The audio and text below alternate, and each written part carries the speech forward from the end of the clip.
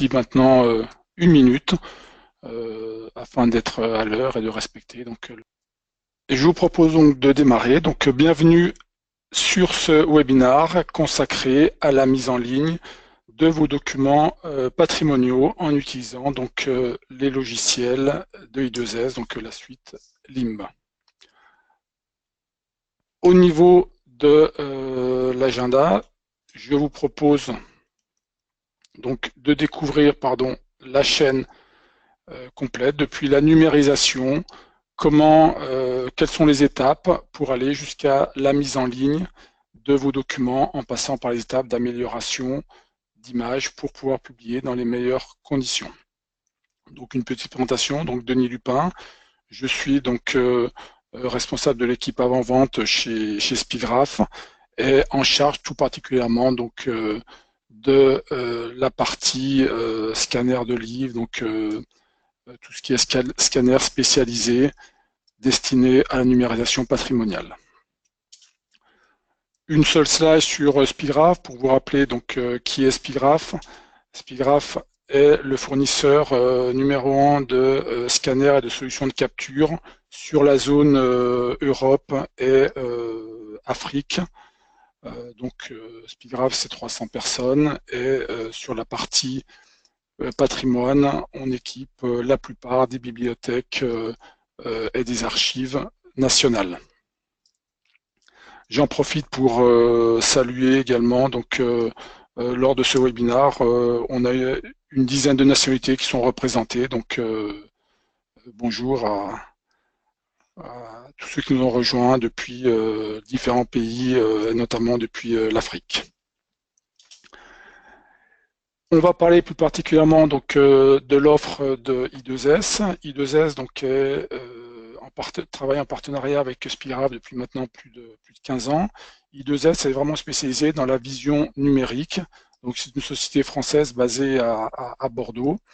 Et au sein de I2S, on a une division qui s'appelle Digibook qui conçoit des scanners de livres et à partir de cette expertise a également donc développé une suite logicielle pour traiter les images issues de ces scanners de livres et donc aller jusqu'à la publication des collections numériques.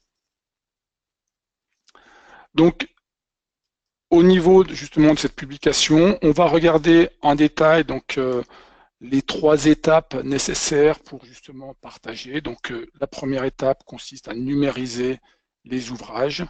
On va parler pour ceci de l'ImCapture. Ensuite, de l'entraitement d'images qui sera nécessaire avec l'ImProcessing. On verra justement pourquoi utiliser effectivement l'ImProcessing. Et enfin, l'ImGallery permettant donc la publication, la mise en ligne de ces collections numériques. Donc première étape, la partie numérisation. Donc c'est le cœur de métier d'I2S.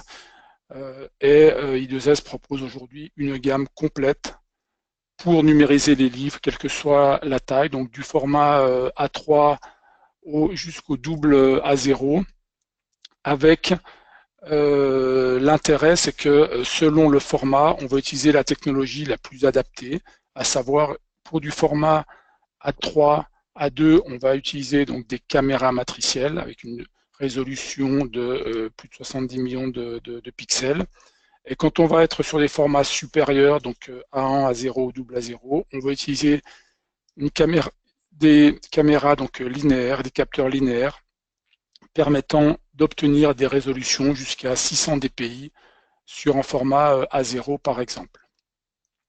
Un petit focus sur un modèle assez original, donc le copybook V-Shape, qui utilise lui 2 caméras, qui va permettre de numériser en simultané page de droite, page de gauche, avec une ouverture partielle du livre pour limiter les contraintes sur le document. Juste quelques caractéristiques communes à l'ensemble de ces matériels.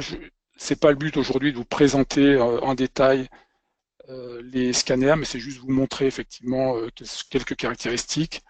L'ensemble de ces matériels utilise des éclairages de type LED, donc sans infrarouge, sans ultraviolet, et non éblouissant pour l'opérateur, ce qui est évidemment important. Tous ces matériels ont une caméra qui est perpendiculaire au document, une distance focale constante, ce qui garantit en fait des images parfaitement nettes, non, qui n'ont pas besoin d'être retraitées pour être donc parfaitement lisibles. Également, tous ces matériels sont équipés de balance de livres, de support de livres, qui va permettre donc de poser le livre avec également le minimum de contraintes. On va pouvoir utiliser une vitre ou pas, c'est-à-dire qu'ils sont équipés d'une vitre qu'on pourra utiliser pour plaquer le document, mais on peut également numériser sans vitre pour les ouvrages très fragiles, où là, on ne veut absolument aucune contrainte. Et enfin, et c'était l'objet du dernier webinar que vous avez peut-être suivi, l'ensemble de ces matériels permettent de délivrer des images qui correspondent à la nouvelle norme ISO 19264. Pour rappel, cette norme en fait permet de qualifier la qualité d'image à travers des critères objectifs et non pas simplement subjectifs, donc critères objectifs en termes de rendu des couleurs, de précision des détails, de déformation, etc.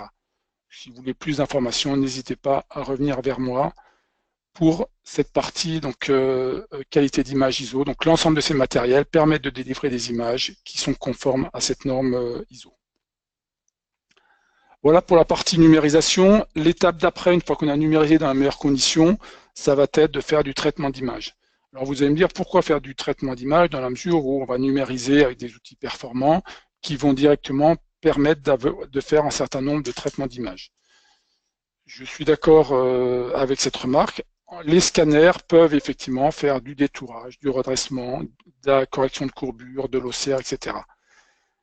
Ce qu'on se rend compte, c'est que quand on numérise, le temps de numérisation est relativement rapide. Sur un copybook OS, on va numériser en moins d'une seconde. On a des cadences qui sont de plus de 1000 pages par jour.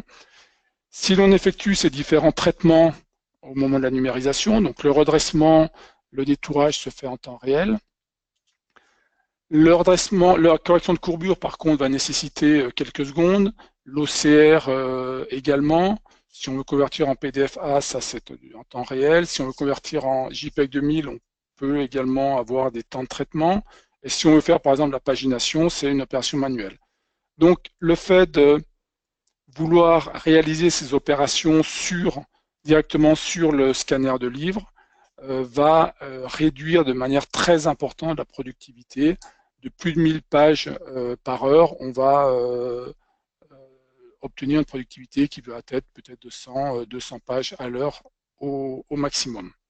Donc, c'est tout l'intérêt de rajouter une étape supplémentaire de traitement d'image de manière à on va pouvoir faire le détourage, le redressement directement sur Limb Capture, ça ne prend pas de temps. Par contre, la correction de courbure, l'OCR, etc., on préconise de le réaliser avec Limb Processing.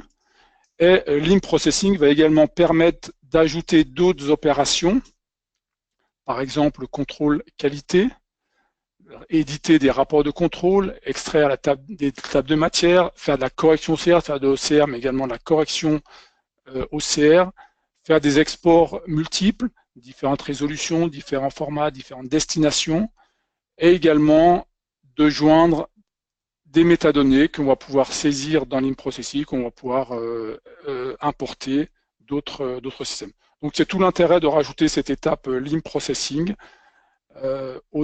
avant la publication. Alors Limb Processing, je ne vais pas vous faire un descriptif de toutes les fonctionnalités, je vais juste vous montrer quelques exemples. Alors c'est le couteau suisse pour les traitements d'images. On va pouvoir l'utiliser en plusieurs modes. Limb Processing, c'est déjà en robot pour le traitement d'images. On a des masses d'images à traiter. On va pouvoir utiliser Limb Processing, le faire fonctionner 24 heures sur 24 pour importer des images et les traiter. On verra des exemples juste après. Limb Processing, c'est également un éditeur d'images. Un éditeur d'images, on va pouvoir l'utiliser, on va dire, comme Photoshop, mais avec quand même une fonction, enfin, en traitement qui est orienté lot d'image et non pas image par image. Et on va avoir des fonctions spécifiques correspondant aux images venant d'ouvrages reliés. L'IM Processing, c'est également un logiciel de lecture automatique de documents, destiné au patrimoine bien évidemment, qui va permettre de faire de l'extraction automatique, que ce soit des numéros de page, de la table des matières, et on va pouvoir importer et exporter des métadonnées. L'IM Processing, c'est également donc un outil de contrôle qualité. On va pouvoir simplement faire du contrôle qualité, visualiser et taguer des images si elles sont bonnes, si elles ne sont pas bonnes, pour accepter ou refuser des lots. Et enfin, donc l'IM Processing, l'intérêt, c'est qu'il a un mode de licence extrêmement flexible. Déjà, on n'a pas de limite de volume, on va pouvoir traiter autant d'images que l'on veut, en dehors des traitements OCR qui, eux, vont être limités, mais pour tous les autres traitements, on n'a pas de limite volumétrique. Il est disponible en monoposte ou en mode multi-utilisateur, donc on va pouvoir répondre à tous les besoins avec l'IM Processing. Quelques exemples. Donc, si on utilise l'IM Processing en mode serveur, ben, par exemple, on va l'utiliser comme serveur OCR. On va scruter des répertoires. Dès que des documents sont présents dans ces répertoires, on va les traiter. On va faire un OCR. On va pouvoir utiliser donc plusieurs moteurs OCR, que ce soit ABI ou Iris. Et on va pouvoir avoir selon la licence, on va pouvoir traiter de 25 000 jusqu'à 1 million de pages par mois sur un serveur LIM Processing et avoir des exports en différents formats, par exemple PDF-A, par exemple de l'Alto. C'est évidemment pas limitatif. Un autre exemple en mode serveur, c'est la conversion de données. Vous avez déjà une base image avec des métadonnées, vous voulez convertir vers un autre format, vers du JPEG 2000, vers du PDF-A ou que sais-je. Vous pouvez utiliser donc l'IM Processing, qui une fois de plus va savoir fonctionner 24h/24 sans limitation. On pourra faire du traitement d'image, du redimensionnement, du changement de résolution, différentes opérations de manière à les exporter vers plusieurs destinations et dans des formats XML standard, ça peut être du Blinkcore ou autre. Un autre mode d'utilisation de l'IM Processing, c'est un mode éditeur d'images. Donc là, on va pouvoir importer un répertoire. Habituellement, un répertoire correspond à un livre. On va faire un traitement automatique selon un profil défini, c'est-à-dire on va enchaîner un certain nombre d'opérations qu'on aura prédéfinies. Ces opérations, on va pouvoir les contrôler, faire de la reprise manuellement, donc visualiser le résultat, l'image brute et modifier éventuellement image par image ces traitements de manière ensuite à les publier dans les meilleures conditions. Donc c'est un éditeur d'images orienté lot et avec une partie reprise. Un autre exemple, c'est pour faire de l'indexation, de la structuration. On va importer également des livres donc dans des répertoires. On peut en même temps récupérer des données qui proviennent d'une base de données en différents formats pour avoir déjà des métadonnées associées. Et on va pouvoir appliquer une structure. Alors, une structure, c'est indiquer où est la couverture, la table des matières, la préface, les chapitres, etc. Et donc, faire correspondre cette structure au livre en faisant de l'extraction automatique des numéros de page, la table des matières. Ceci pour exporter et par exemple pour générer un fichier PDF avec les signets correspondant à la structure qu'on aura établie.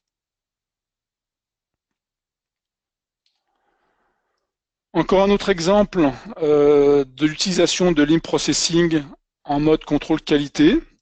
Vous avez peut-être l'occasion de faire sous-traiter des prestations de numérisation. Lorsque vous recevez le résultat, vous pouvez utiliser l'IM Processing pour contrôler ces lots d'images en faisant à la fois une analyse automatique de la qualité d'image, vérifier la résolution, la complétude, etc. Et également avoir un contrôle visuel qui peut être à 100%, qui peut être basé sur un pourcentage ou qui peut être en échantillonnage automatique qui va être calculé par Lean Processing.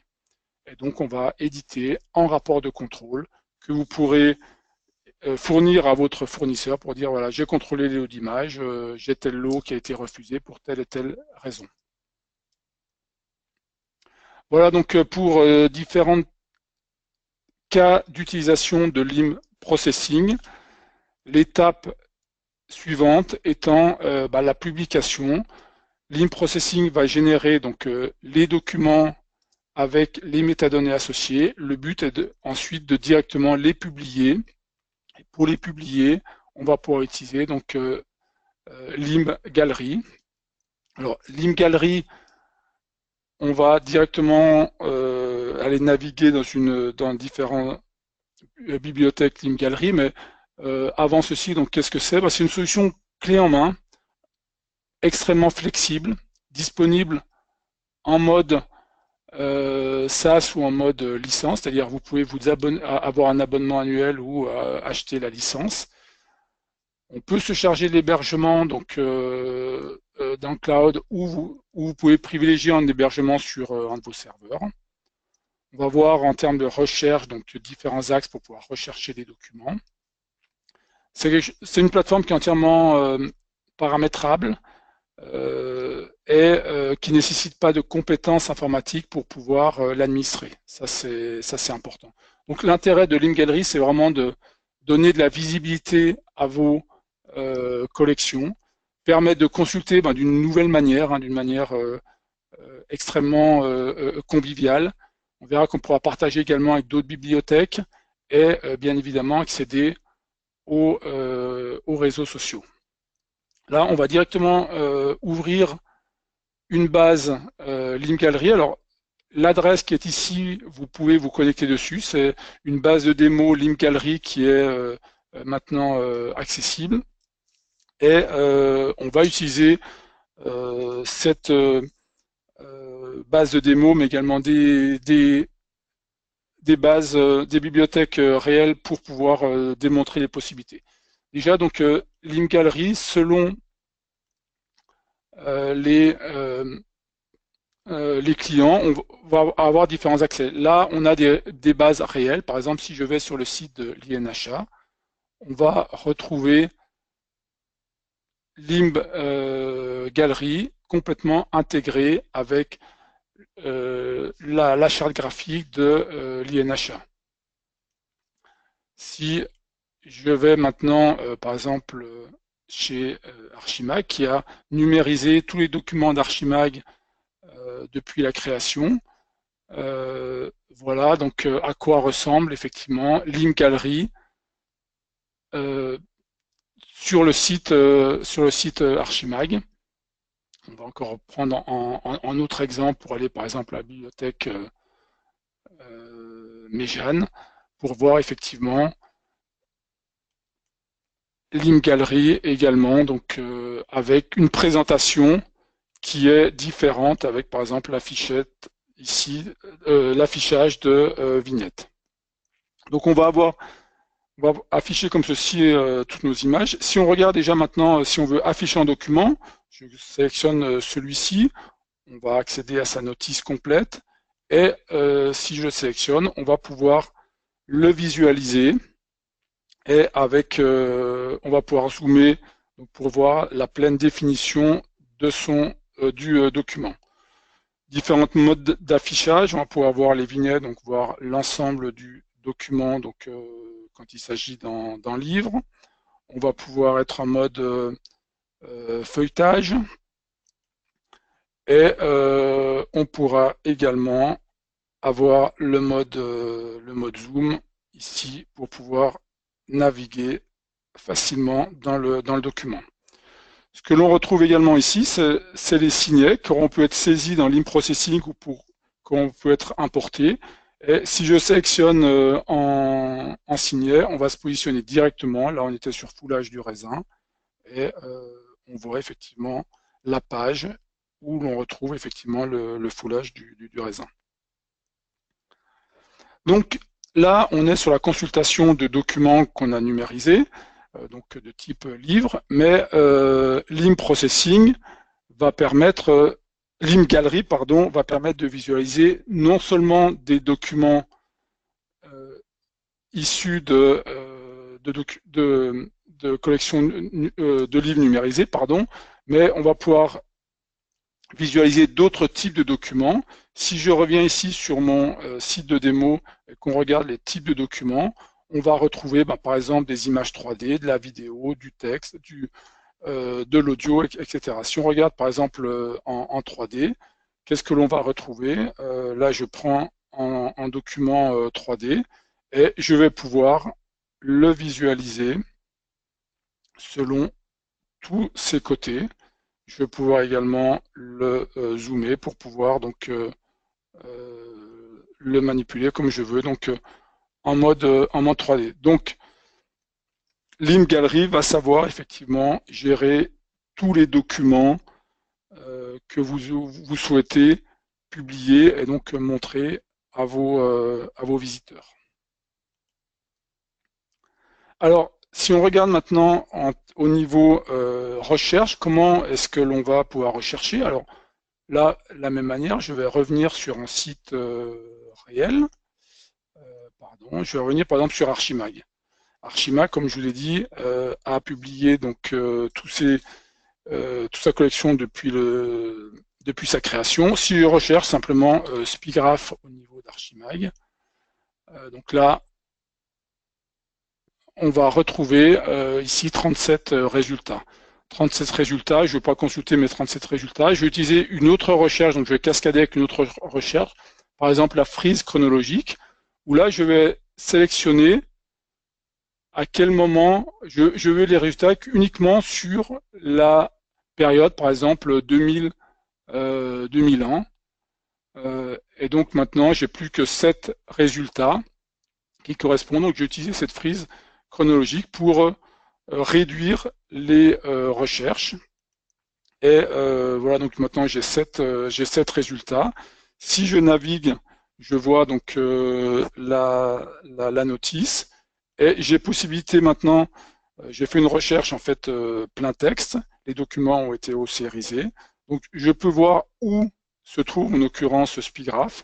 Si j'ai trouvé l'article qui m'intéresse, je clique simplement sur voir et je viens directement à la page du numéro d'Archimag où j'ai trouvé Spigraph et on retrouve donc en 2000 Spigraph avec, c'est d'ailleurs pas Spigraph mais Spigraph Image, avec son logo à l'époque, et on peut déjà remarquer qu'à l'époque, Spigraph parlait déjà de qualité et de service.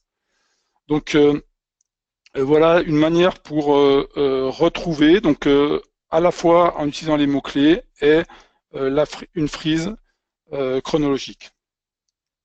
Une autre manière pour rechercher, là je reviens dans ma bibliothèque, dans ma galerie de démos, je vais rechercher tout à l'heure 3D, j'enlève ce critère de recherche et on va pouvoir rechercher en utilisant la cartographie. Où se trouvent mes documents? Je veux chercher des documents qui se trouvent simplement sur un endroit géographique bien précis et donc on va utiliser la carte pour visualiser où se trouvent mes documents et on voit à chaque fois le nombre d'occurrences correspondant à chaque lieu. Si je prends par exemple Paris, j'ai 5 documents et je veux afficher simplement mes 5 documents qui se trouvent à Paris. Je réaffiche mes images et je retrouve à ce moment-là ici mes tableaux correspondants. Par exemple, je peux prendre celui-ci et l'afficher et une fois de plus voir sa pleine définition. Ce document, je l'ai retrouvé. Il m'intéresse pour une étude ultérieure, je vais en fait pouvoir le mettre dans mes favoris. Le mettre dans mes favoris, c'est simplement cliquer ici sur la petite étoile et on va commencer par créer un compte. Hein, et si j'ai déjà un compte, je vais simplement me loguer et je vais pouvoir, maintenant je suis connecté, je vais pouvoir donc mettre mon document dans la catégorie que j'ai définie, bon, par exemple presse, peu importe, et donc j'ajoute à mes favoris. Et lorsque je reviens dans Limb Gallery dans mes collections.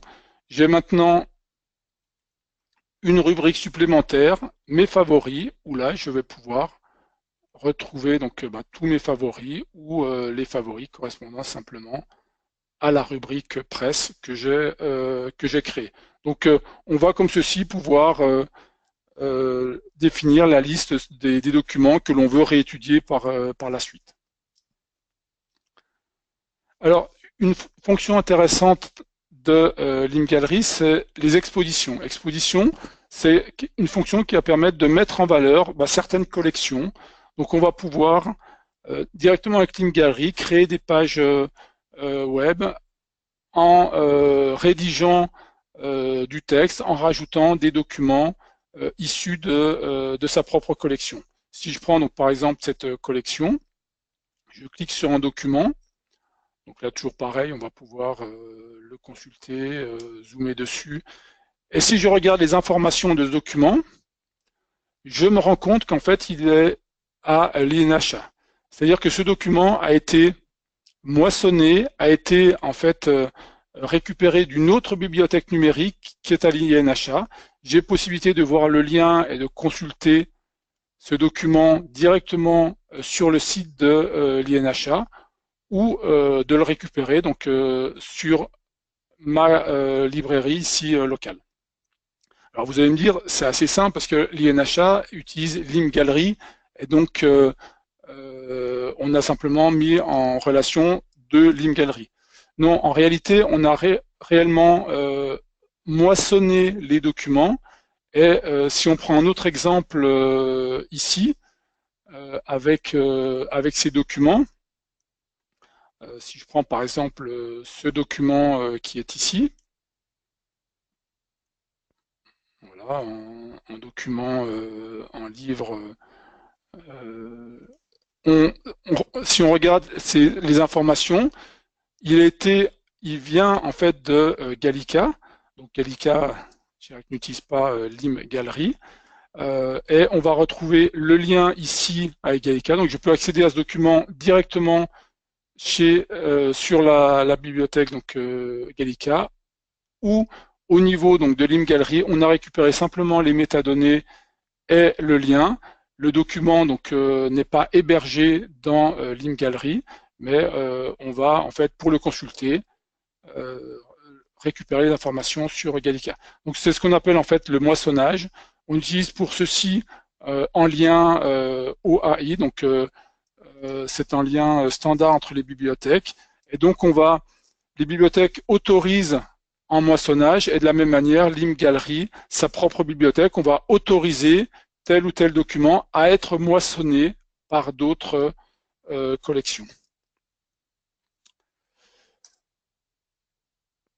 Voilà, je voulais vous montrer une autre fonction qui est intéressante. C'est la fonction d'indexation. On va pouvoir indexer une page ou un livre comme on a vu. On peut également indexer une partie d'un document. Donc, je vais juste me déconnecter pour l'instant. Voilà. Je vais revenir ici. On va pouvoir effectivement avoir les index sur simplement une partie du document. Je vais juste revenir. Voilà. Donc, typiquement, pour indexer en registre d'état civil, on peut également utiliser ceci pour des journaux et indexer simplement en article plutôt que la page complète. On va avoir en fait deux possibilités. D'une part, donc là, je vais accéder aux index correspondant à la page, mais je peux, à partir du moment où je suis identifié, avoir l'autorisation d'annoter, d'indexer moi-même, donc de faire de l'indexation collaborative. Donc là, par exemple, je suis identifié et j'ai le droit de modifier les informations. J'ai le droit, par exemple, de rajouter une zone, de créer un nouvel index, donc de pouvoir faire comme ceci une indexation collaborative avec évidemment un modérateur derrière qui pourra contrôler si cette indexation elle est valide ou pas. Donc ça, c'est une fonction nouvelle, récente de LibGallery, permettant donc de publier des collections et d'autoriser les lecteurs à venir eux-mêmes indexer, rajouter des données qui vont servir ensuite à la recherche.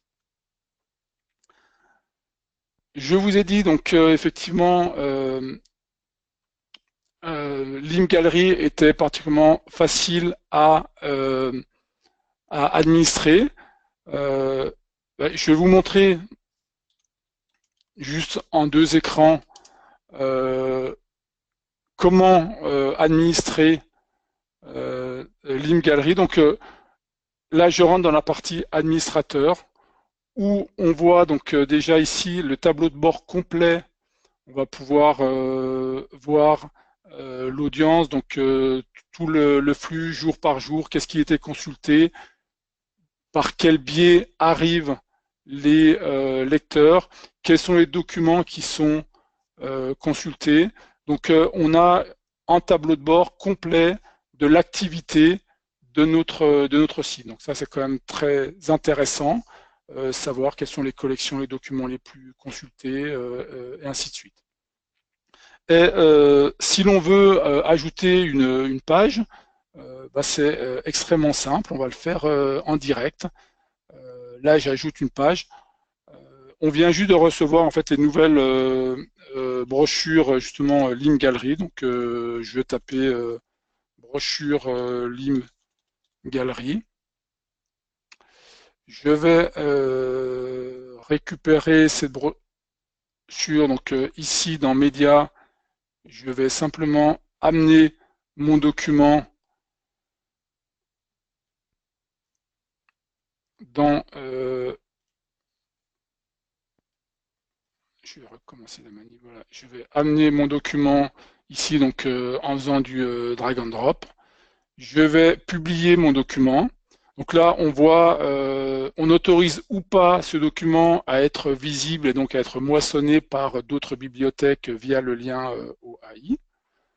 Bon, on peut indiquer la langue, on va mettre un certain nombre d'informations et je vais créer mon enregistrement. Donc là, j'ai la liste de tous les enregistrements que je vais pouvoir gérer. Si je retourne maintenant dans la LibGallery, donc démo, et si je tape par exemple brochure ici, je retrouve, il n'a pas encore été intégré, ça ne saurait tarder.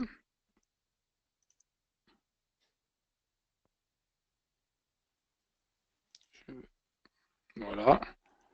Ma brochure LibGallery maintenant est disponible et je peux consulter donc les pages de LibGallery la brochure que je viens donc de publier dans ma collection. Donc extrêmement simple en fait de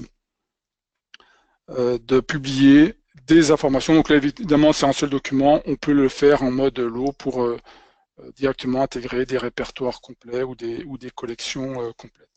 Donc une administration, une fois de plus, extrêmement simple. Pas besoin de compétences informatiques pour pouvoir gérer LibGallery. On revient à la présentation. Donc, juste pour remettre les points clés, donc une solution une fois de plus clé en main, différents modèles de licence et d'hébergement. Ça peut être mis en place vraiment très très rapidement, totalement intégré à votre site web et à un prix vraiment intéressant parce que on va démarrer à 1430 € par an pour LibGallery, donc en mode justement SaaS, incluant l'hébergement. Donc on n'est pas sur des coûts très élevés, une mise en œuvre très rapide et donc permettant très facilement de diffuser vos collections.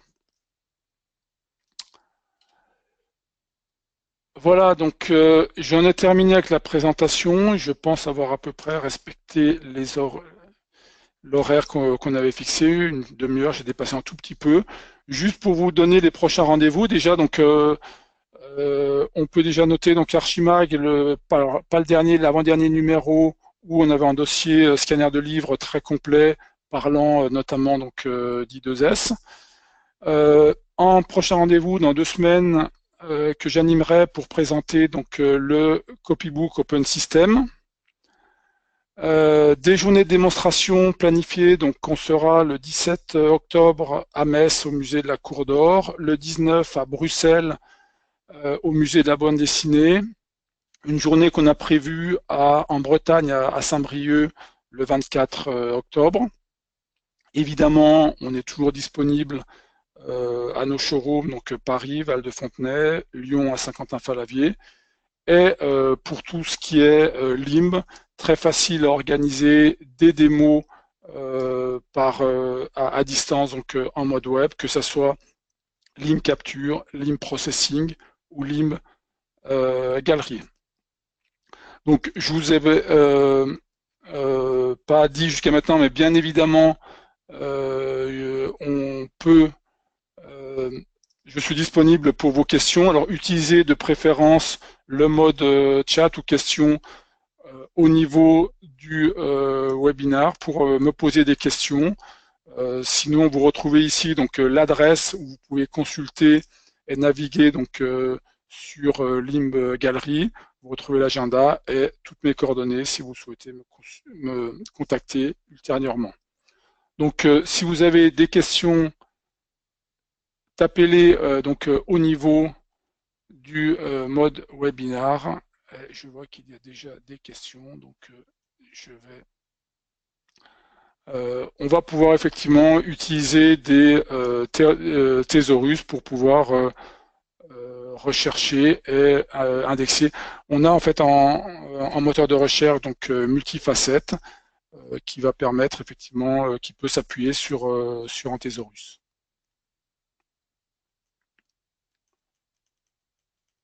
Il y a beaucoup de questions, mais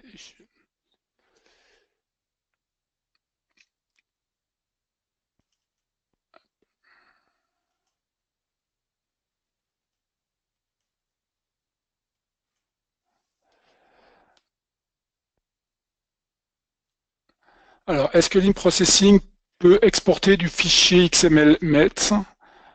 Oui, tout à fait. Donc, le format MET, c'est un des formats d'export disponibles en standard dans l'IM Processing. Et il est possible également de customiser. Il y a un éditeur XML dans l'IM Processing qui, sans connaître en fait le code et en détail le format XML, permet de créer ces formats de sortie complètement customisés. Est-il possible de structurer une page durant le processus d'OCR, par exemple en journal, définir les articles? Oui, tout à fait. LIMB Processing maintenant a une fonction de segmentation qui permet donc de segmenter donc les zones, notamment effectivement sur un journal, pour aider et permettre à l'OCR d'extraire effectivement les articles. C'est une fonction de segmentation de l'IM Processing. Une vue plein texte, donc oui, tout à fait, c'est possible, disponible dans l'IM Gallery. On peut avoir effectivement le résultat plein texte des documents. Si je reviens à un document LIMB, alors je vais prendre par exemple celui qu'on avait pris tout à l'heure.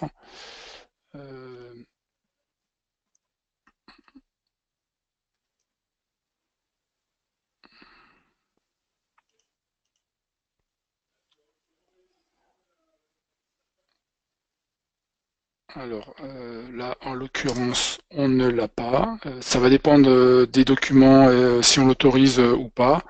Mais on peut voir effectivement le résultat du plein texte. Je vais un peu plus vite parce qu'il y a beaucoup de questions. Quelles mesures ont été prises pour protéger les collections pour le futur? Changement de format. Donc ça, alors c'est pas un point qui est vraiment traité dans l'IM Gallery. Là, on est sur la partie effectivement format d'image et archivage long terme.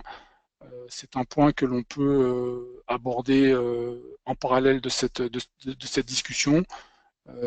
Mais en utilisant déjà le PDF-A, c'est déjà une solution pérenne et long terme.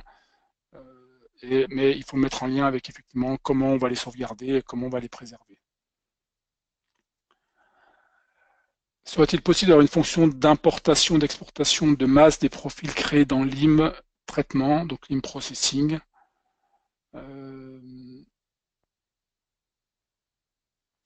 Actuellement, effectivement, les profils, on les fait, on peut les exporter en seul à la fois.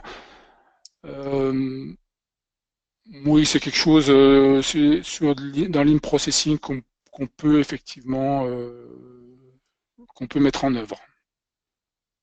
Recontactez-moi après, on en parlera.